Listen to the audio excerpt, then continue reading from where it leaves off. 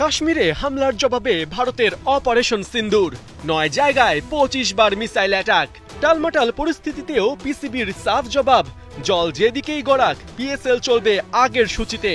Pakistan cricket বোর্ডের এই দৃঢ় সিদ্ধান্তে সূচি ঠিক থাকলেও ভেন্যু নিয়ে আতঙ্ক জাপটে ধরেছে ক্রিকেটারদের। কেননা ফাইনাল সহ প্লে অফের ৩ ম্যাচের ভেন্যু লাহোর, যা ভারতীয় বর্ডারের খুব কাছে। তাছাড়া বৃহস্পতিবার সকালে লাহোর এয়ারপোর্ট থেকে অগ্নিকাণ্ডের পর কালো ধোঁয়া উঠতে দেখা গেছে।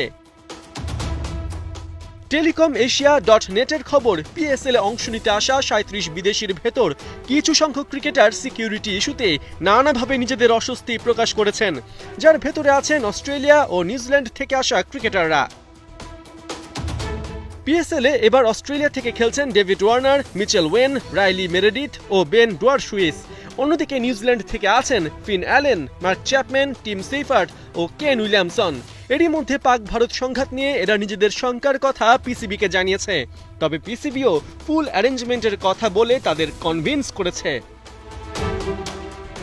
তবে কনভিন্স করা যায়নি দুই ইংলিশ ক্রিকেটার ডেভিড উইলি ও ক্রিস জর্ডানকে। নিজেদের ফ্র্যাঞ্চাইজি মুলতান সুলতানসকে তারা জানিয়েছে, যেহেতু দল প্লে অফের রেস থেকে ছিটকে গেছে, তাই দেশে ফিরতে চান তারা। তাছাড়াও লিগ পর্বের আর মাত্র একটা ম্যাচই বাকি আছে তাদের।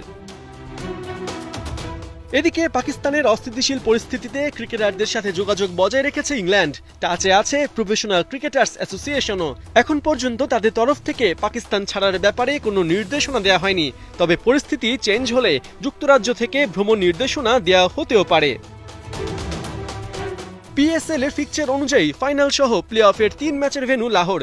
বিভিন্ন গণমাধ্যমের খবর, শেষ পর্যন্ত এই ম্যাচগুলো সরিয়ে নেওয়া হতে পারে করাচি কিংবা রাওয়ালপিন্ডিতে। কেননা ভারতীয় বর্ডার থেকে লাহোরের দূরত্ব যে মাত্র ২৪ কিলোমিটার। পার্থ বণিক, ৭১।